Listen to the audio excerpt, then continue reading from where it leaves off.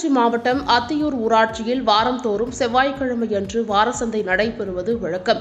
அதன்படி நடந்த வாரசந்தைக்கு வானாபுரம், அத்தியூர், திருப்பாலப்பந்தல் உள்ளிட்ட இடங்களிலிருந்து ஆடுகள் விற்பனைக்கு கொண்டு வந்தனர்.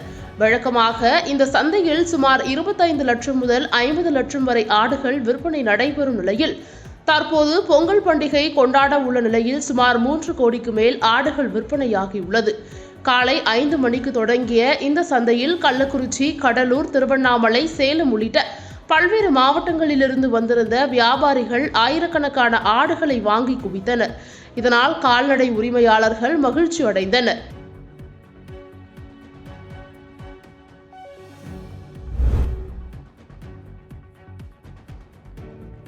கரூரில் காவல்துறை சார்பாக தாந்தோணிமலை ஆயுதப்படை மைதானத்தில் பொங்கல் வைத்து விளையாட்டுப் போட்டிகள் நடைபெற்றது.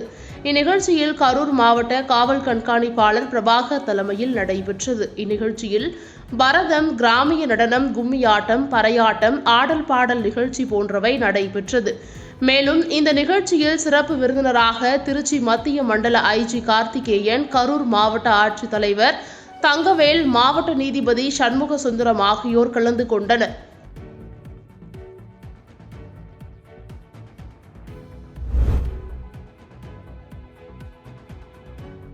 காரைக்கால் மாவட்டத்தில் சுற்றுலாவை மேம்படுத்தும் வகையில் பொங்கல் திருநாளை ஒட்டி கார்னிவல் திருவிழா நடைபெற்று வருகிறது. 3ஆம் நாளான இன்று மாரத்தான் போட்டியுடன் கார்னிவல் திருவிழா தொடங்கியது. மாவட்ட ஆட்சியர் அலுவலகத்திலிருந்து துவங்கிய மாரத்தான் போட்டியை மாவட்ட ஆட்சியர் குலோத்துங்கன் கொடியசைத்து துவக்கி வைத்தார்.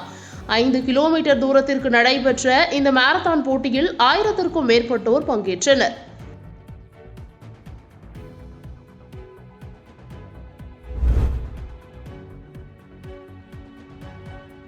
புதுக்கோட்டை அருகே பாலம் நகர் பகுதியில் இளையோர் மேம்பாட்டு மையம், இளைஞர் அணி நற்பணி மன்றம் கடந்த 30 வருடங்களாக போகி பொங்கல் மற்றும் மாட்டுப் பொங்கல் திருநாளன்று பல்வேறு நிகழ்வுகளை நிகழ்த்தி வருகின்றனர். அந்த வகையில் இந்த வருடம் உலகிற்கு உணவு தரும் விவசாயிகளை அழைத்து அவர்களை மகிழ்விக்கும் வகையில் பாத பூஜை செய்து வணங்கி மகிழ்ந்தனர். விவசாயிகளின் அடையாளமான பச்சை துண்டை தலையில் சுற்றி வைத்து தீப ஆராதனை காண்பித்து வேஷ்டிகளை அனைவருக்கும் வழங்கி மகிழ்ந்தனர்.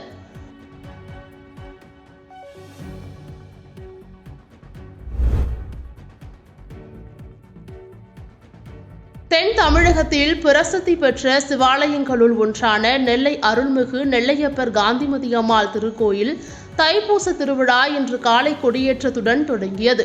விழாவினை முன்னிட்டு கோயில் திருநடை அதிகாலை திறக்கப்பட்டு திருவனந்தல் பூஜை, விஸ்வரூப பூஜை ஆகியவை நடைபெற்றது. பின்னர் திருக்கொடி பல்லக்கில் கோவில் உள் பிரகாரத்தில் ஊர்வலமாக எடுத்து வரப்பட்டு பூஜைகள் நடைபெற்றது. அதனைத் தொடர்ந்து கொடிமரத்திற்கு மஞ்சள் பொடி, மா பொடி, பால், தயிர் உள்ளிட்ட அபிஷேக திரவியங்கள் கொண்டு சிறப்பு அபிஷேகமும் மகா தீப ஆராதனையும் நடைபெற்றது.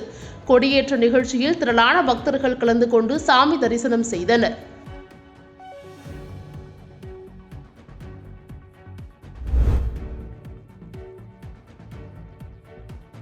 கிருஷ்ணகிரி, பூந்தோட்டம் மற்றும் பாப்பாரப்பட்டியில் 33ஆம் ஆண்டு சமத்துவ பொங்கல் விழா வெகு விமர்சையாக கொண்டாடப்பட்டது.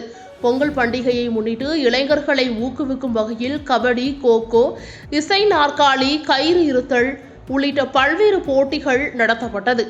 நகர செயலாளர் நவாப் தலைமையில் நடைபெற்ற இந்த விழாவிற்கு சிறப்பு அழைப்பாளராக திமுக கிழக்கு மாவட்ட செயலாளரும் சட்டமன்ற உறுப்பினருமான மதியழகன் கலந்து கொண்டு போட்டிகளில் வெற்றி பெற்றவர்களுக்கு பரிசுகளை வழங்கினார்.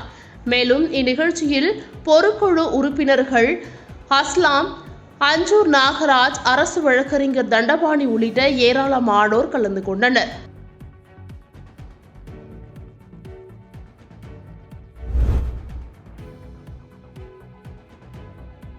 கன்னியாகுமரி மாவட்டம் நாகர்கோவில் அடுத்த வெள்ளாடை சிவிலை பகுதியில் உள்ள குமரி மாவட்ட பாஜக பொருளாளர் டாக்டர் முத்துராமன் அவரது இல்லத்தில் உள்ள கோசாலையில் மாட்டுப் பொங்கல் நிகழ்ச்சி நடைபெற்றது. இதில் அங்குள்ள மாடுகளை சுத்தம் செய்து மாலை அணிவித்து பூஜைகள் செய்து பொங்கலிட்டு மாட்டுப் பொங்கல் கொண்டாடினர். இதில் அப்பகுதியில் உள்ள விவசாய பெருமக்கள் ஏராளமானோர் கலந்து கொண்டனர்.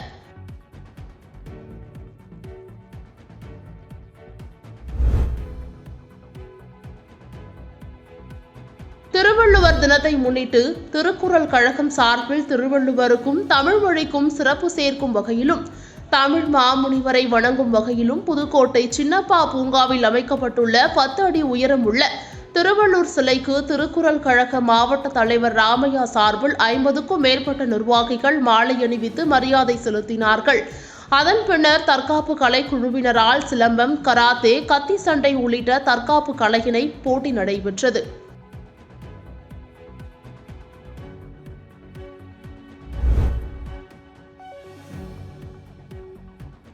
மயிலாடுதுறையில் திருக்குறள் பேரவை சார்பில் திருவள்ளுவர் சிலை ஊர்வலம் நடைபெற்றது. ஊர்வலத்தை மயிலாடுதுறை காவல் கண்காணிப்பாளர் திருமதி மீனா திருவள்ளுவர் சிலைக்கு மாலை அணிவித்து கொடியேற்றி ரத ஊர்வலத்தை துவக்கி வைத்தார். முக்கிய வீதிகள் வழியே திருவள்ளுவர் சிலைக்கு மாலை அணிவித்தும் திரளான பொதுமக்கள், தமிழ் அறிஞர்கள், ஓய்வு பெற்ற தமிழ் ஆசிரியர்கள் ஊர்வலத்தில் பங்கேற்றனர்.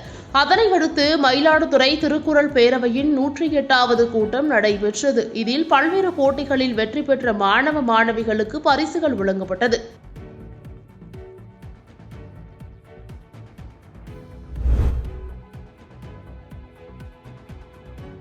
தேனி பழைய பேருந்து நிலையம் பின்புறத்தில் காட்டு பத்ரகாளியம்மன் திருக்கோயில் அமைந்துள்ளது. இந்த திருக்கோயிலில் அம்மனை தரிசிப்பதற்காக பண்டிகை காலங்களிலும் வெள்ளிக்கிழமைகளிலும் ஏராளமான பெண்கள் உட்பட பொதுமக்கள் கோயிலுக்கு வருகை தந்து அம்மனை தரிசித்து செல்வது வழக்கம். இந்நிலையில் இன்று பொங்கல் பண்டிகையை முன்னிட்டு மாலையில் ஏராளமான பெண்கள் உட்பட பொதுமக்கள் அம்மனை தரிசிப்பதற்காக கோயிலுக்கு வந்திருந்தனர். கோயில்கள் நடை திறக்கப்படாததால் நீண்ட நேரம் பக்தர்கள் காத்திருந்தனர். பின்னர் கோயில் நிர்வாகத்தினரிடம் பொதுமக்கள் கேள்வி எழுப்பவே கோவில் நிர்வாகிகள் பக்தர்களை ஒருமையில் திட்டி யாரும் கோயிலுக்குள் வரவேண்டாம் என கோயிலை இழுத்து பூட்டியதால் பரபரப்பு ஏற்பட்டது.